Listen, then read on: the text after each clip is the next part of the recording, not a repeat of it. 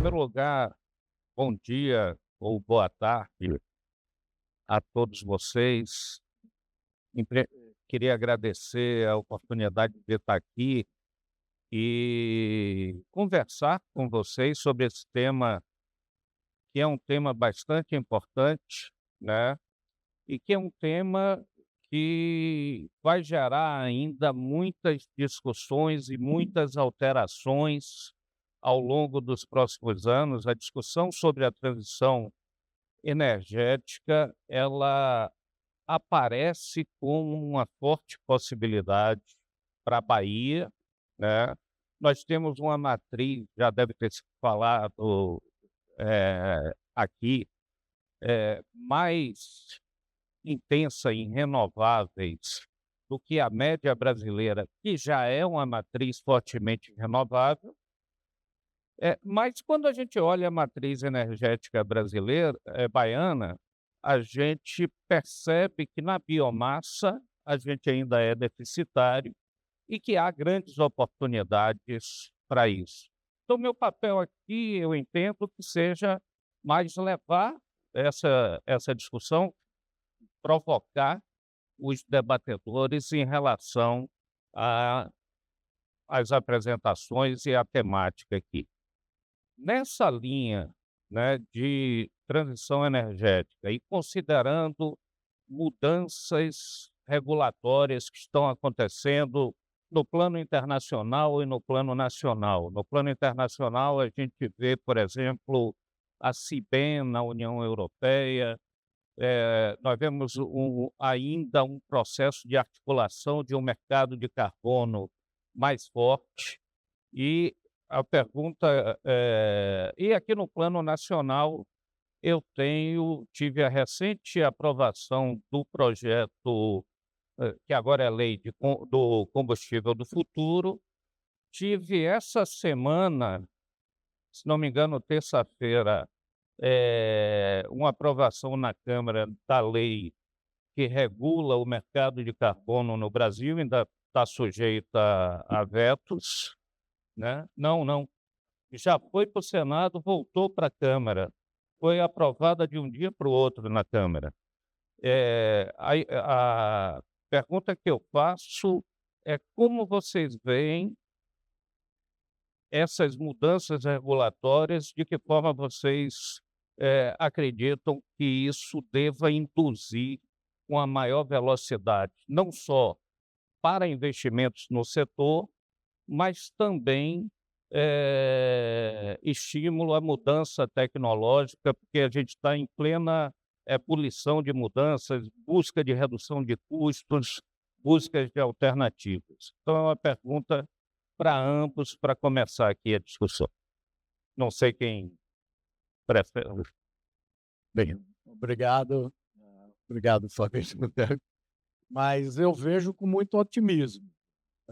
Eu acho que, o combustível do futuro, principalmente, ele traz, algumas diretrizes que nós no setor sentíamos falta, né, e isso já tem um reflexo direto na indústria automobilística.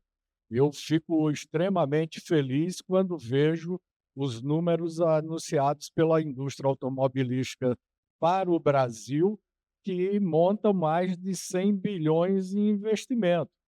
E quando a gente olha, se debruça com mais atenção sobre os projetos anunciados, todos eles, sem exceção, são de, de motores que vão consumir etanol, né, quer sejam híbridos ou só para etanol. Aí eu enxergo também uma evolução para uma célula de combustível que virá também com etanol, né.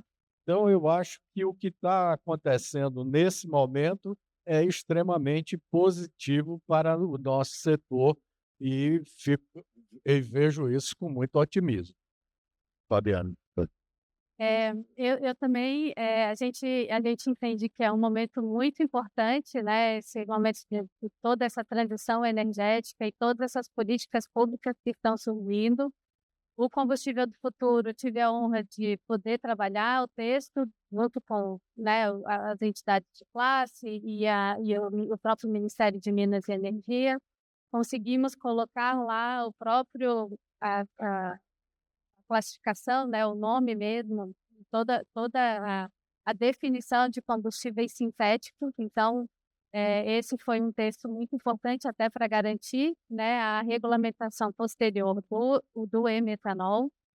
Toda a parte de SAF, né, que está sendo agora discutido num amplo grupo de trabalho organizado, né, e coordenado pela ANAC, que é o Conexão SAF, que acho que eu até sugiro que todos participem.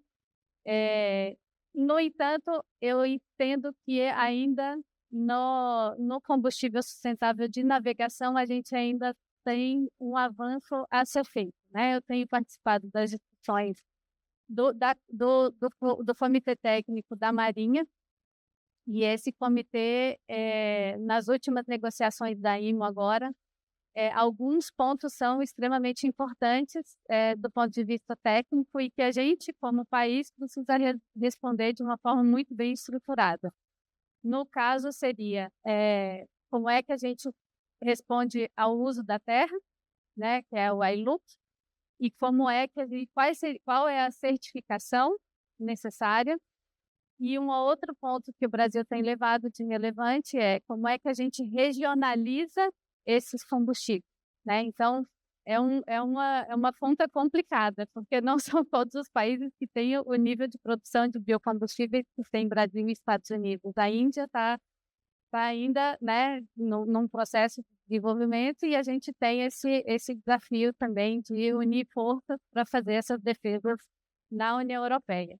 E outro ponto que é extremamente importante, que a gente precisa, como país, né, fazer toda essa defesa, e a gente tem trabalhado muito nisso, é responder, né, as questões de food bed spill e também desmatamento, né? Então, todas as discussões no Parlamento Europeu, todas as discussões no próprio Estados Unidos, a gente tem ainda algumas barreiras não tarifárias que são extremamente relevantes, como a segregação de moléculas. Como é que eu vou pegar todo o processo de construção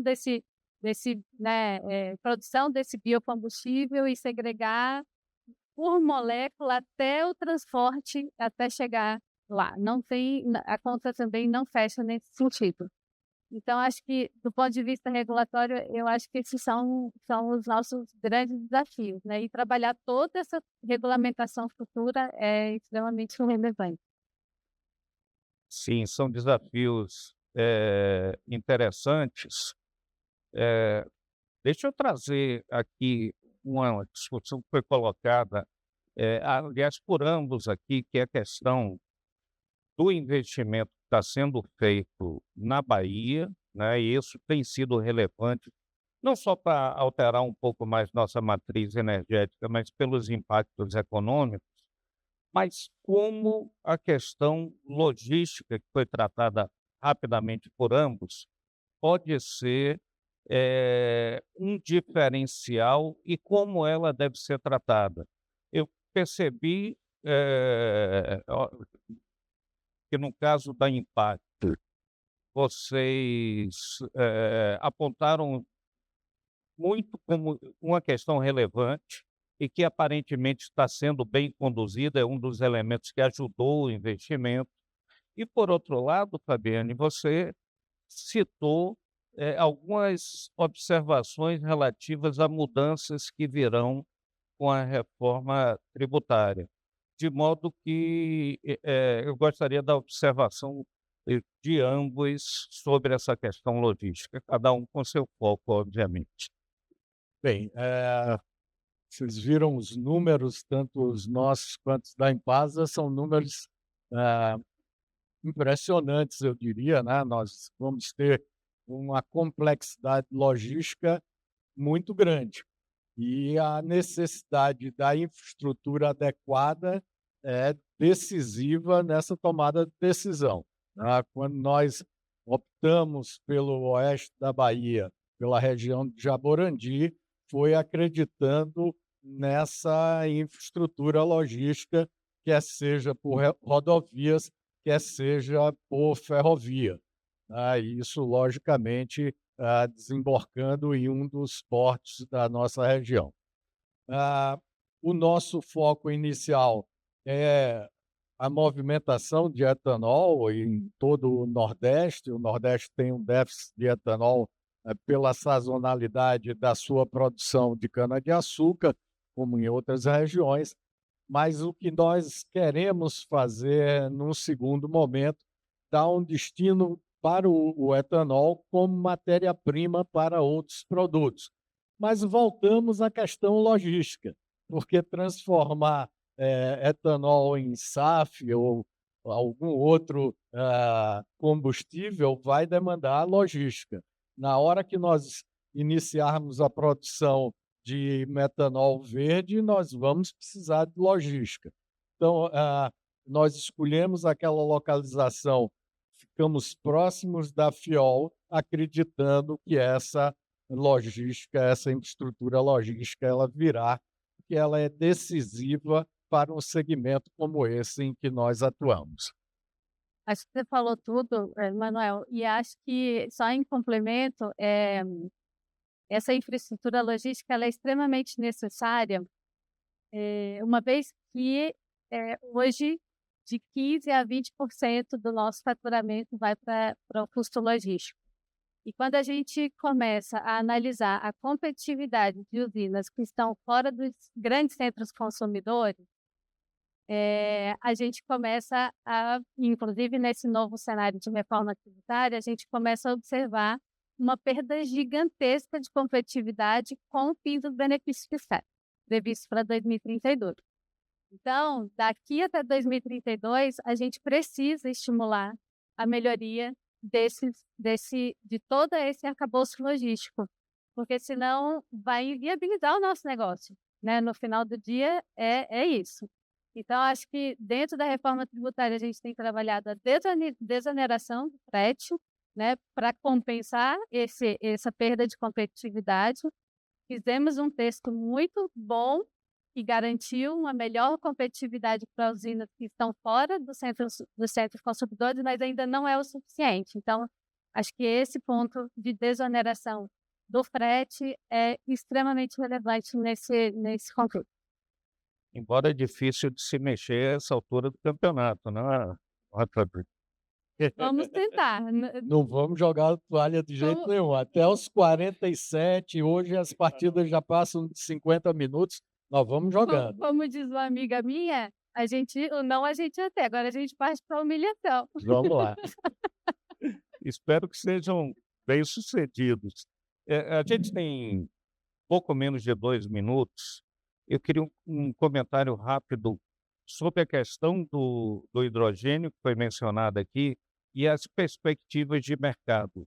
Mercado brasileiro, as alternativas, ou mercado internacional, se existe essa dicotomia. Bem, a nossa visão é de produção de produtos que vão agregar valor no mercado nacional e aí, então, a gente pensar em exportação. A implantação da nossa unidade de amônia é para que a gente atenda os nossos fornecedores na região, para que, com isso, nós tenhamos uma produção de milho e sorgo mais verde, vamos dizer assim, com índice de carbono menor. A produção de diesel renovável visa também o transporte na região. Eventualmente, eu não quero transportar etanol em caminhões, né? Mas é o Brasil. Então, enquanto não tiver trem, nós vamos fazer isso por caminhões, quiçá utilizando diesel renovável.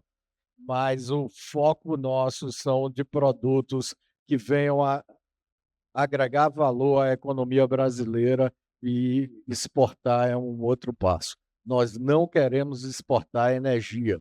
Aqueles produtos que nós enxergamos ali, todos eles, a gente não pode esquecer disso, por trás tem uma demanda enorme de energia. E a nossa visão é que o Brasil não é um exportador de energia, ele não precisa ter esse papel, ele tem que utilizar toda essa riqueza que Deus nos deu, né, e que a Bahia é rica, para elaborar produtos de maior valor agregado. E aí, então, pensamos em exportação. Essa é a nossa visão. Uma última fala sua, por favor. Estamos Não, é a mesma visão, né? A gente tem essa preocupação. Entendo que o etanol de milho ele trouxe a previsibilidade que a gente precisava para o mercado doméstico.